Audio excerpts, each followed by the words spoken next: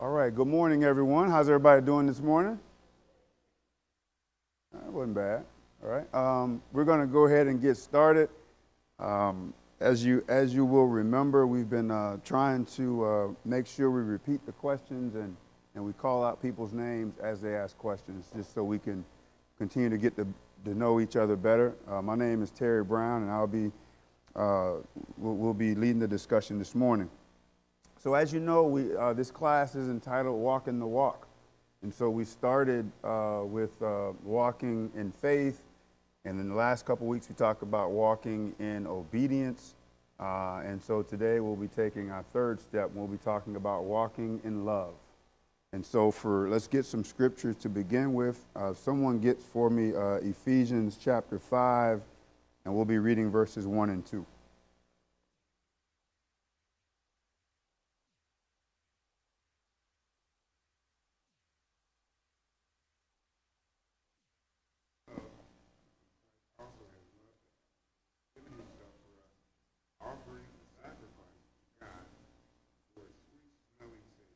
Amen. All right, so therefore be imitators of God as dear children, and walk in love as Christ also has loved us and given himself for us, an offering and a sacrifice to God for a sweet-smelling aroma. And so there it is. We are to not only walk in love, but the kind of love that Christ showed us. So what do we think that looks like? What kind of love is that? Unconditional love, okay? And so sometimes when we read the Bible, we see several different words used for love. We see eros, which is a romantic kind of love. We see phileo, which is a brotherly love, right? That's where Philadelphia gets its name from, right? The city of brotherly love. And then we see agape, which is this unconditional love. When we read Ephesians, which one of those loves do you think we're talking about? Agape, right? That's the big one, right? That's the one that's hard, right? Unconditional can be hard, right? Because sometimes if your love is conditioned on something, and the person stops giving you that condition, then you get to stop loving them, right? It's transactional. Agape, not so much, right? And agape is definitely how we want God and Christ to love us, because we know at some point we going to mess it up. We're going to mess up. If there were conditions, we'd mess up those conditions, right? And so we want to be loved unconditionally. Now, let's be honest. Are there some people in your life that are hard to love unconditionally? Right? Now, this ain't the time to be looking at your... Yeah, I'm looking right out there. So this is not when you stare at your husband and your wife right now. You just... But some people don't make it easy, right? Some of us are tough to love, especially unconditionally, right? Because we're tough to love, right? And so... but nonetheless, that's our challenge every day. And so again, the beauty of God's relationship with us is he never asks us to do anything that he hasn't already done himself. Like he showed us how to do it, right? And so, you know better than anybody else how tough you can be to love, right? Because Steve, you know all the stuff you've done, right? Now, I don't know all the stuff you've done. I can guess at some of it, but I don't know all the, and so you know that for you to be in relationship and to have the relationship that you now have with God, man, God is amazing, right? Because he loves us in spite of who we are, right? Like my wife doesn't know all the crazy stuff I think about, but God does, and he loves me anyway. You what? Yeah. No, if only you knew. Yeah, if only you knew. You'd never get in the car with me. But yeah. And so, but he loves us anyway, right? It's almost like our wretchedness attracts God's love because he knows we need it, right? That's not how we typically because you know, some of us, we got some wretched people at work, right? We not we don't run toward them with our love, right? We go the opposite direction, right? Because they trifling. They gonna get us all in trouble, right? And so our natural instinct is to move away from the wretched. Man, God's whole system is designed to move toward the wretched. That's a different kind of love, right? And so if that is our model, right? And it's not, look, we all don't nail that every day. I don't stick that landing every day, right? There are some people that I'm still working on, right? Just like there's some people you still working on, right? And so when we look at Ephesians, though, we get an idea of what this love is supposed to look like. Let's read a little more. Somebody get for me John chapter 15, and we're going to read 12 through 17.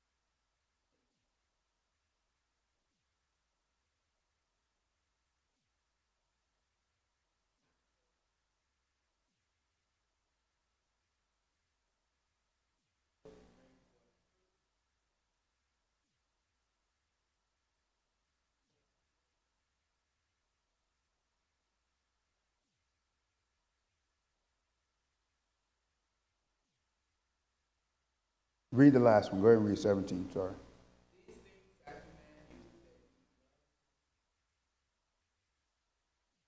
Okay. Now, some of us are we can get some of that right. You know, the part where it says, "You're my friends if you do what I tell you to do." See, some of us got that part down, right? We only deal with the people who agree with us, right? But what Christ is saying to us is, this is how the world knows that we belong to Him, is by how we love, right? And so I just feel like God is always giving us examples to show the world that we are His, right? You think about what our country looks like right now, right? We got a couple choices, right? We can pile on, right? We can engage in all the hateful rhetoric that everybody else does, or we can be Christ. Right? Or we can show the world that we belong to God. Right now, the piling on is easy. It's popular, right? You won't catch much grief for that. But man, what if you decide to do it the other way? What if you decide to show the world, right, that I don't care who the person is, I'm not going to hate them, right? Now, for some people, that's really difficult. Right? Makes you kind of a pariah at work. Right? Like don't like I don't hate Trump. I don't. I do not. So if you think that makes me a bad guy, then say goodnight to the bad guy. I don't. I don't root for him to fail. Why would I root for the president of the nation I live in to fail? I don't want him to fail. I didn't want Biden to fail. I didn't want Trump before him to fail. I didn't want Obama to fail. I didn't want Bush to fail. I didn't want Clinton. I don't want any of them to fail. Right? But there's this rhetoric that says, hey, if you're not in lockstep with this person, you hate them. And you hate everything they do. And you hate everything about them. And you talk about them. You wish hateful things to happen to them. I'm just suggesting to you that as children of God, we don't get to play that game. We just don't. And so once you made the election to follow God, you made the election to stop following some other people. Just how that goes, right? Yes. Say your name out loud. That's Bill.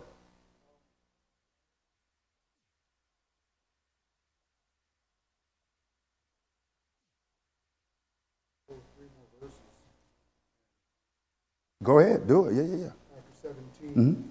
If the world hates you, you know that it hated me before it hated you. If you were of the world was of its own.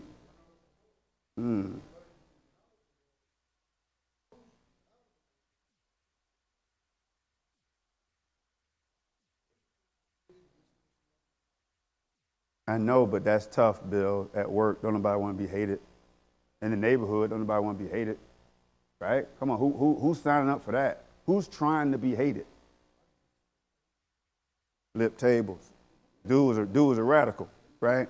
And so the thing that sometimes we spend all of our time trying to get, we shouldn't want.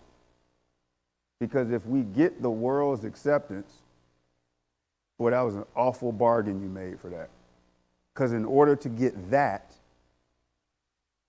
you had to give away God's acceptance. Man, listen. I love Bill to death. He's a big old dude, good looking dude, drives a fast car. But I'm not trading God's acceptance for Bill's, right? I'm holding on to God's. Now, if I get Bill's too, then I got two of them. That's great. This one I'm not letting go of, right? So them trifling people at work that are Trump haters now and were Biden haters before that and were Obama haters before that, yeah, y'all just going to have to be mad. Like, I'm not giving this up so that you'll have lunch with me. I'll eat lunch by myself. I'm good. I'll be just fine. And so this walking in love thing, right, it sometimes puts us at odds with the people whose acceptance we are fighting to get. It's an exercise in futility. Jesus already told us. The world's supposed to hate you. But they're not supposed to hate you because you're trifling. They're supposed to hate you because of your love of God.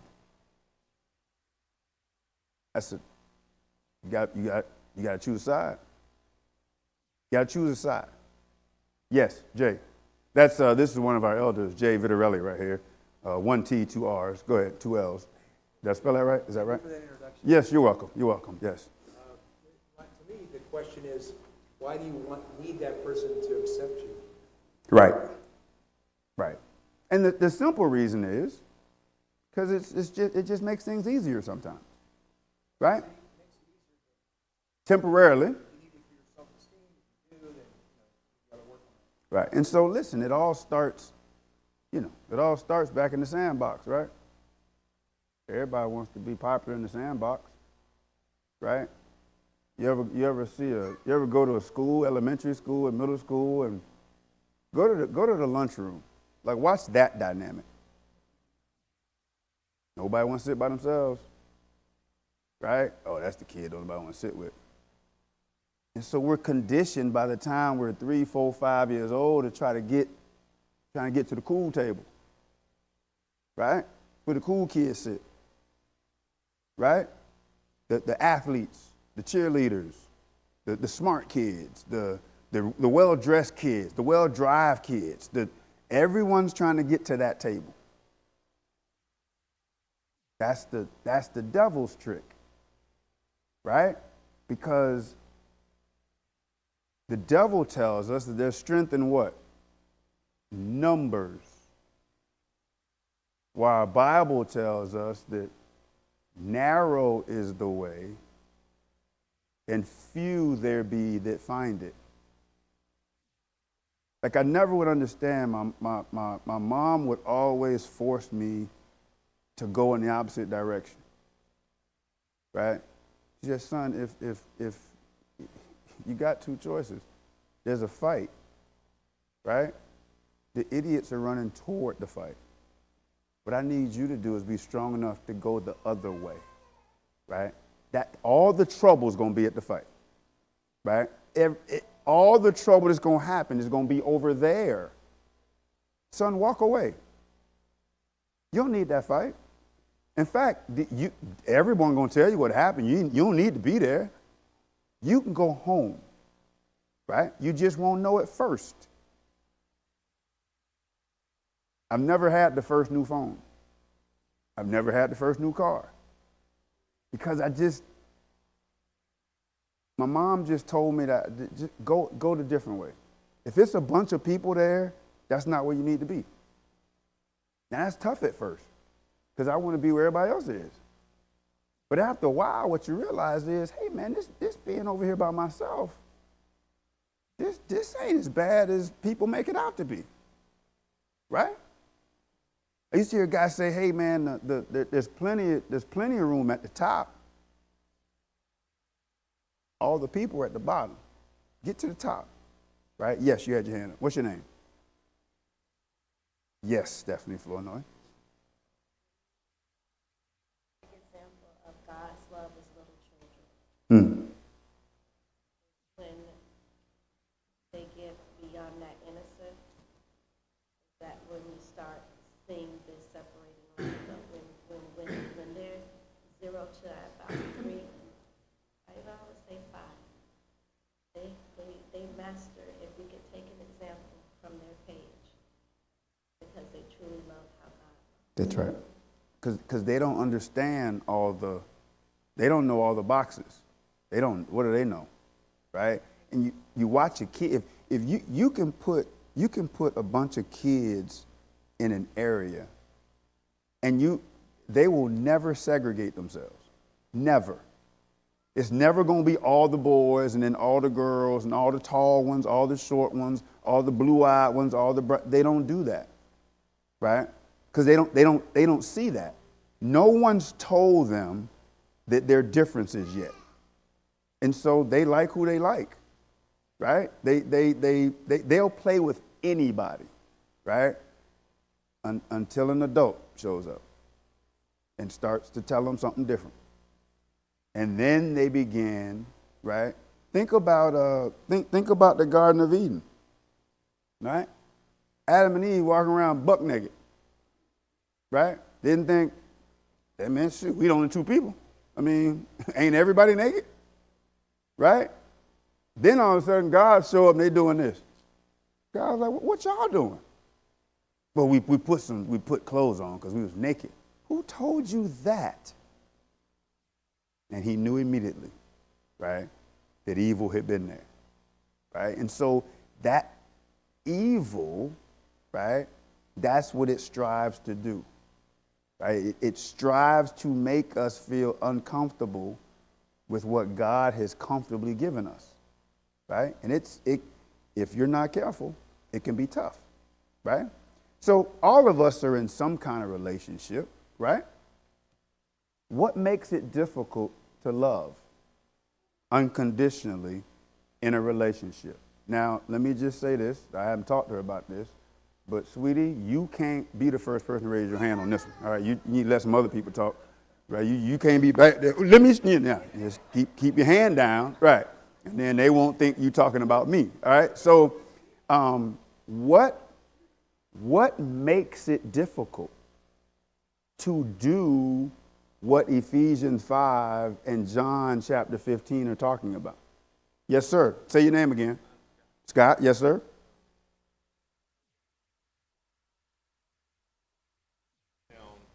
Where what the core is going along with what you're saying. Mm-hmm.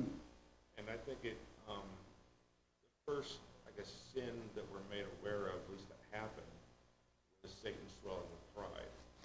I think that's where it all comes down to. I can't accept them, they do this, that's a slight against my pride. I have to be at the pool table because, hey, look at me. That's right. Pride. That's right. You want things so that others can see. Like when you were saying about kids, kids haven't. That's right.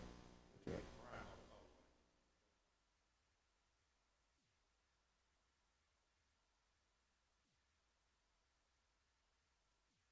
Absolutely. And that's a great point. Scott's point is, for those that are listening, that pride, if you look at 1 John 2:15, right? I feel like everything that's wrong in the world comes down to that, right? The pride, right? The lust of the flesh, the pride of the eyes, the pride of life. Those three things, everything we do wrong falls into one of those three categories, right? And so it's absolutely right, is that children don't fall out the womb with pride, right? And then think about it. How could you? You are 100% dependent upon somebody else for everything you need. Like, how could you be proud, right? I mean, you poop in your pants, right? Like, come on. Like, you just walking around and just let it go. You ain't nothing proud about that. Like, you are walking around in a stinky diaper until someone does something for you. Kind of hard to be prideful, right? But then what are we trying to get? You can't move. Someone's got to carry you everywhere you go, right?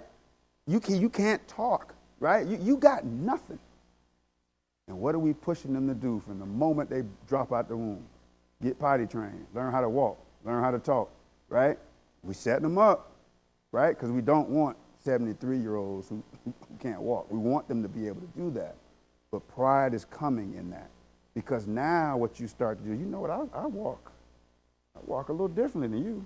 You know, I got potty trained earlier than you did. Right, it took you forever. You were 4 years old, you were still pooping in your pants, right? And so I don't know that about you, Scott, so I'm not talking about you. But we begin to set up these differences.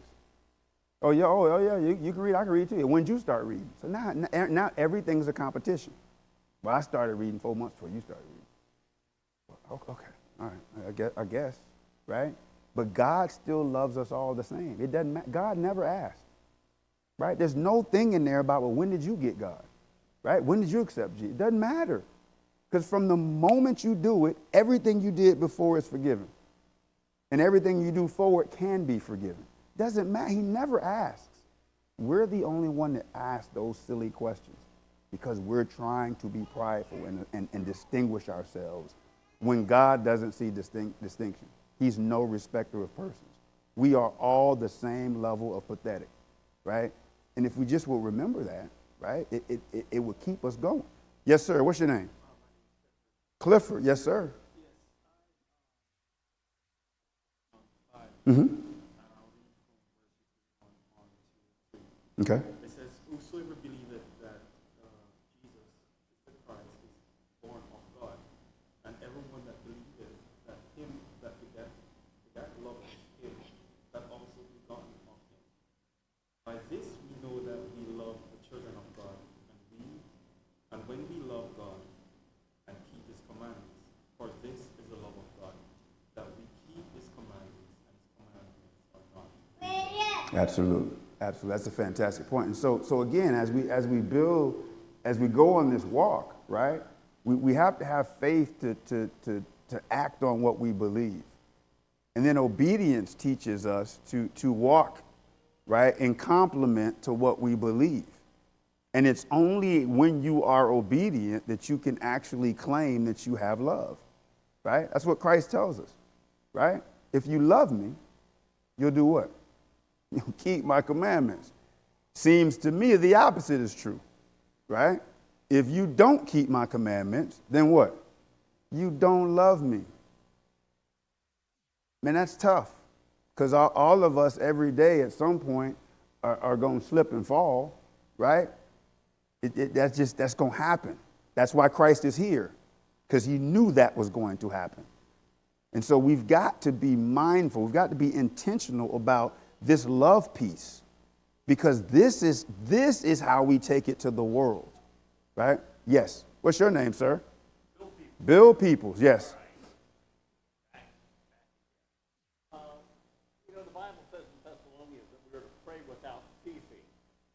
And why we don't pray without ceasing, but the idea is if we can maintain the same attitude that we have when we go to our Father in prayer, and how we're talking to him and asking him for forgiveness and to help us.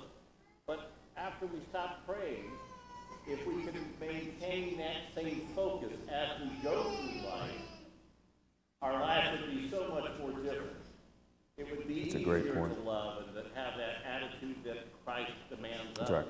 That's right. Because if you think about it, right, when you're in prayer, right? You have humbled yourself, right? You have put yourself in the inferior position, right? You have said to another entity, I can't do it. I'm submitting to you. I need your help. That's the opposite of pride, right? That's humility, right? And so you're right. If you can always walk around that way, right? Then again, you've got a shot. All right. So we've got pride. What else makes it difficult in relationships? Loving other people unconditionally. What makes that difficult to do? Man, I'm glad my wife ain't got her hand up. Yes, Anya, you got your hand up? Yes, what is it? What else do you think? We get in our feelings. Yes, we get in our feelings. Oh, man. Look this way, boy. We get in these feelings, boy. And the thing is that no two feelings are the same. And so if you're in your feelings, I don't even know what that means. There's no manual for that. I can't, hold on, check page 72. Tom, okay, when Tom's in his feelings, he wants, that's not how it works. I got no idea, right? We're not communicating now in the same language. When we were walking in love, that's a universal language. We've stepped out of that now and we're in our feelings. And now I'm speaking Spanish, you speaking Swahili, this person speaking French, and the chances of us coming together are dwindling by the second. And it's when we're in those feelings, right, that we haul off and say something that we ain't got no business saying, right? And so, you know, when my wife and I were dating, I told her, I said, listen, you can't get words back. You can't. Because if you said it, you meant it. Right? Words don't come out of nowhere. So if you say something to me, that means you've been thinking about it. That's how it came out. Right? Now, I can say I'm sorry. You said it. Yeah, you said it. Right? And so I'm very intentional with my words to my wife. Right? I do not say crazy stuff to my wife. Now, I get quiet and I'm thinking all levels of crazy stuff. But that I can deal with, right? I cannot call my wife out of her name and then in the morning say, baby, you know I love you. You can't. Because last night you called me a do-do-do-do-do, right? Like, and so I'm serious about that. I'm very serious about that because I don't think you get words back, right? That's not a thing, right? And so if you're one of those people that when you get in your feelings, your tongue gets to moving, you need to get some tape, right? And just put it over your mouth and just hum, right? Because you can't take them back. Now listen, there's some amazing people in the world that can forgive anything. I'm not one of them. But I just have to accept that. Right? So you can't. I coached kids all my life. I watched kids get mad and tell their parents, I hate you. See, I don't play that. Like Ebony wouldn't be here and Gina wouldn't be here if she ever uttered those words to me. Because we can't come back from that. Right? Like there's no reason for you to continue to exist if you hate me. So I'm going to get you, you need to go meet your maker. So I'm going to help you get there. Right? But this feelings thing is important because as children of God, as ambassadors of God, we cannot say things that we can't take back because we have just ruined that person's chances of being saved. It's just that important. And so if we understand what our job is, then we don't get to say all kinds of craziness. Like sometimes you just got to stop talking, right? Now that drives my wife crazy. My wife's a talker. And so I know when it's time for me to stop talking. Now that's normally not the same time that she believes it's time for her to stop talking, right? So she just keep talking. I didn't stop 10, 15 minutes ago, right? Because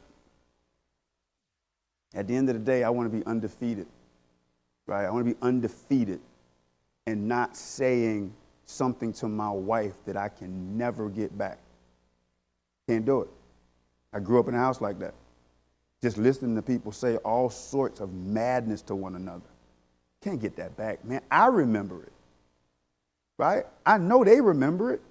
Like, I've never forgotten when my mom said such and such to my dad, or my dad said such and such to my mom. Like, there's no way y'all relationship can work after that. Both of you all would have to be God in order to get through that, right?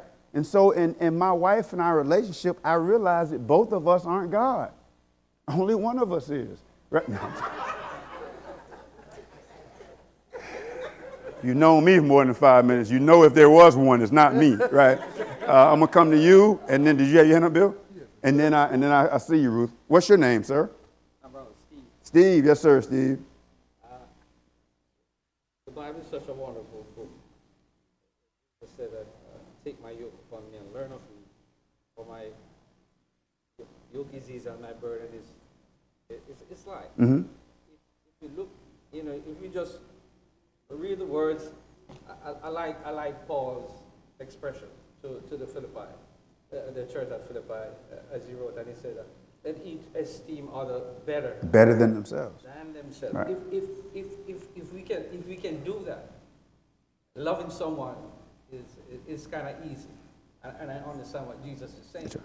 If we can truly do that, think of someone better than, even when they're killing us. Even when they're not, right? Just keep lowering yourself, right? That's back to Bill's point of keep yourself in prayer mode, right? Get back on your knees, right? And it's a lot harder, right, to be prideful while you're on your knees, right? It's just that when I stand up, right, and I done poke my chest out, right? Now I'm in my feelings. Now I'm on a roll, right? Because I know some words. I know how to put them together, right? But now I'm not putting these words together to glorify God.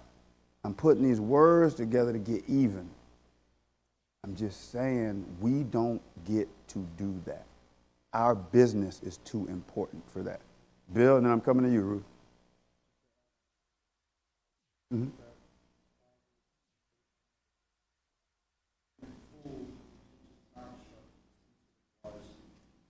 Right? Until he opens his mouth and then removes all doubt, right? And so it is. Sometimes, man, we just got to stop talking, right? Like sometimes, man, I'll be like, I be listening to my son sometimes, like talking to his mom. I'll be like, man, you just need to stop talking, right?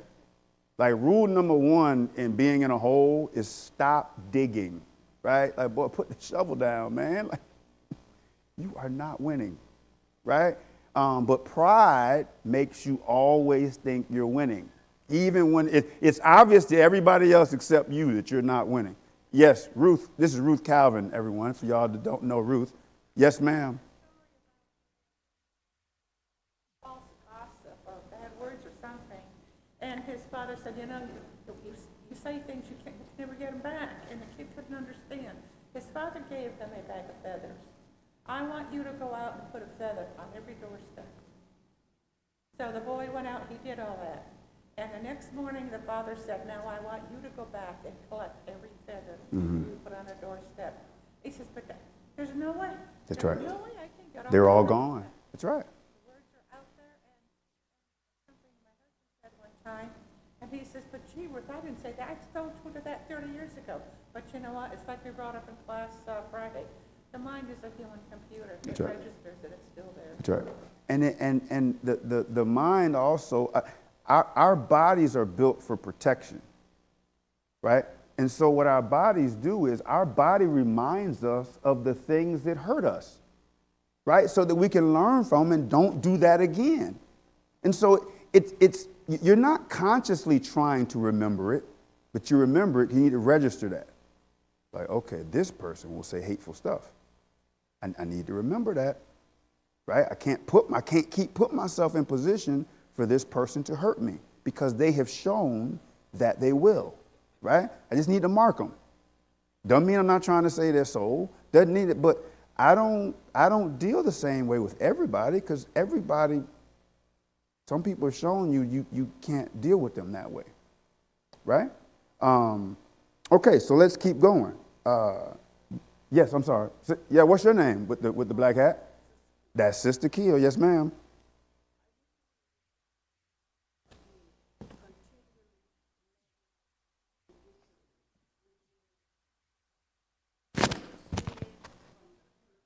Yes, that's right.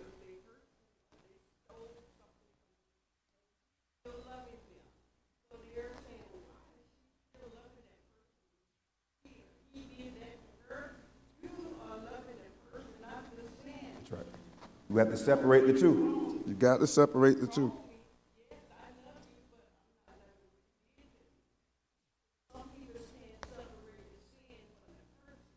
That's what God does for us, right? God loves us.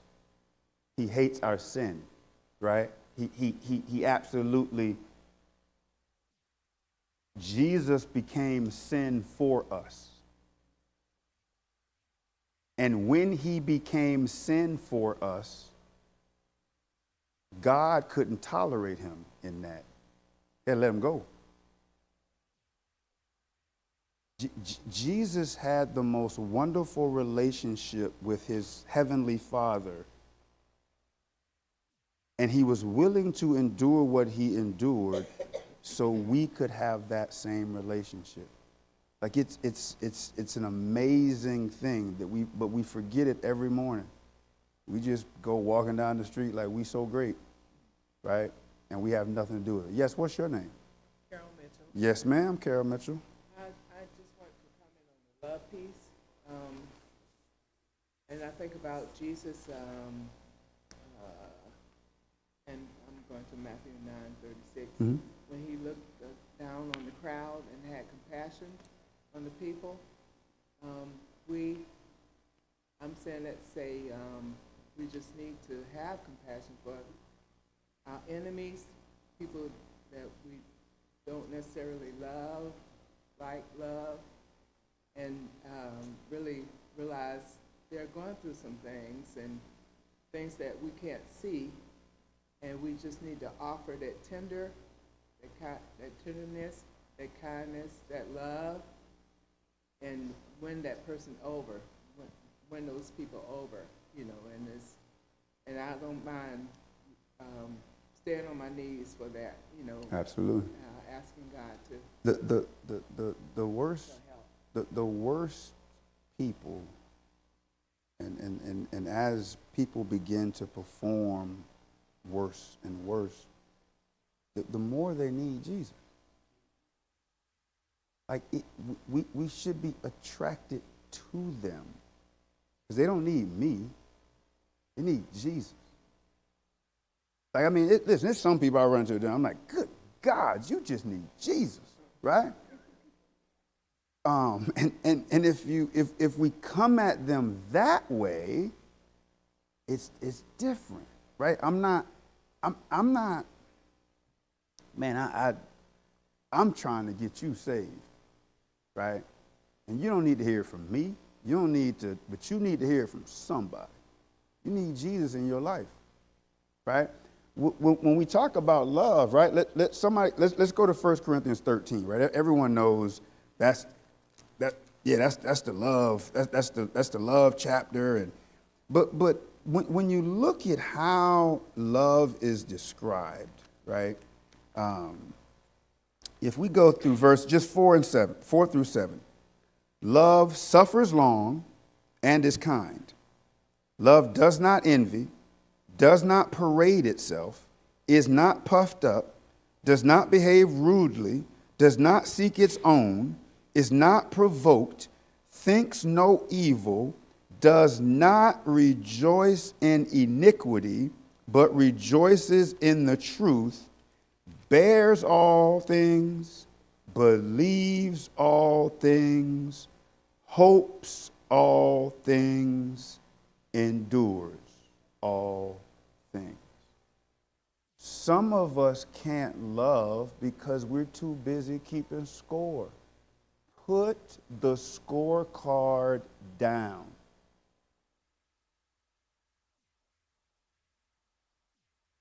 I've told this story before. My wife and I, we probably been married 2-3 years ago to this marriage seminar.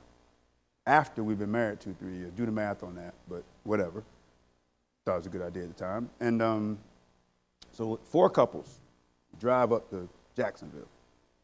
These two elders come out and they tell the story about this young couple they're counseling. They want to get married. And they say, well, why do you want to get married? Because we love each other. He said, I know you love each other. Why do you want to get married? And after a while, after 2 or 3 times, the couple's just, I don't understand what you're asking. And the guy told the elder said to the couple, marriage is a competition between 2 people to see who can outserve the other one.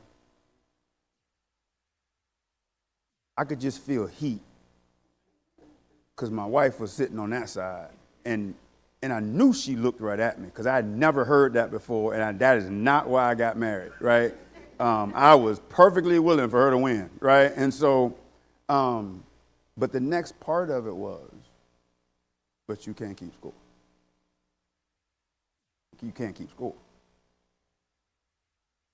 That's how God loves us, right? If we were keeping score, we'd be losing, but he doesn't.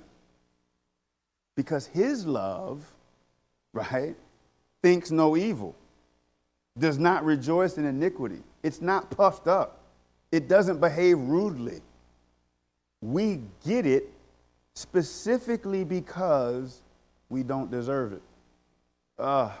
It'll get, if you think about it long enough, it'll make you cry. The reason he loves me is because of how pathetic I am. That is counterintuitive to anything I can wrap my mind around. He loves me because he knows I need it. Because without him, I have no shot of ever seeing God's face in peace. And so he loves me. Even though every day, many times a day, I string him right back up on that cross again, he loves me. Because without him, I've got no shot. Yes, sir. What's your name with the nice hat? Michael Coker. Yes, sir, Michael Coker. I used to have these incredible conversations. Mm-hmm. One day he was talking about love. He said to me, I love you one of you. His mother has done some wonderful things. But Mike, I still don't know her.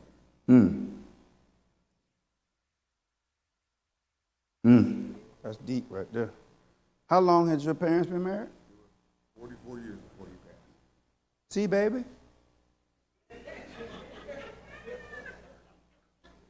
I only playing, right? Like, I'm getting there. Like, I got like another 15 years to go. I'm going to be right. I'm telling you, just don't give up. I am moving. I'm moving. Yeah, we stayed to the second bell. We ain't going nowhere. We talked about these barriers, right, and how we respond in love anyway. With the last few minutes, let's look at Matthew 22, and we're gonna lead with the little challenge, right? Matthew 22 says, 37 through 40. Matthew 22:37. And Jesus said to him, he was asking, he'd been asked, which is the greatest commandment in the law? Jesus said to him, you shall love the Lord your God with all your heart, with all your soul, with all your mind. This is the first and great commandment. And the second is like it. You shall love your neighbor as yourself. On these two commandments hang all the law and the prophets. Let's this week, let's commit to performing an act of love. And look, I'm not talking about, I'm not talking about with your wife. I'm talking about with your husband. I'm talking about with your children. I'm talking about to that person that you feel like really just doesn't deserve it. Just find a way. Right? I'm going to ask you about it next week. Now, don't not come next week because you don't want me to ask about it. Right? I'm going to ask you next time I see you. So, Sister Roll, if you ain't going to be here next week, I'm just going to call you. Right? All right. So, but the challenge is, man, let's go love somebody. And not the easy ones. Right? Look, I laugh and joke, but I told you a couple weeks ago, man, my wife is easy to love. Like, I feel like I'm cheating. Right? I'm cheating, man. God has put women in my life that have made it easy to love. Right? So that's not what I'm talking about this week. Right? I'm gonna love my wife anyway. Right? Let's find that person that you have found it consistently challenging to love on, and just love on them. I'm not saying just love on them. Just find a way. Find something. If nothing else, tell them about Jesus. That's how we show we love a person, right? We ain't got to vote for the same person. We don't got to be in the same club. We don't got to drive the same car. You ride motorcycles, I don't. You smoke, I don't. I got a tattoo, you don't. I don't care anything about that. But everybody deserves to hear that God so loved the world that he sent his only son, who so loved the world that he came and gave his life. And he so loved the world that he shed his blood for the remission of our sins and to purchase his church. And he so loved us that his only intention was to fill up that church with as many imperfect people as he could find so he could come back and present that church to his Father. How long did that take? 15, 20 seconds? I'm just saying, give somebody that this week. Right? If you can't, maybe you buy them a cup of coffee, or maybe, but if you can't do any of that, tell someone that God loves them so much that he gave the most precious thing he had. And so that's step 3, is walking in love. And we can do that if we stay, like Bill People said, if we stay on our knees, if we stay in prayer mode and know that we have gotten a gift that we were most undeserving of. And our goal every day should be to give it to as many people as we possibly can. All right? Thank you very much. You have been dismissed. Thank you for your comments and your attention.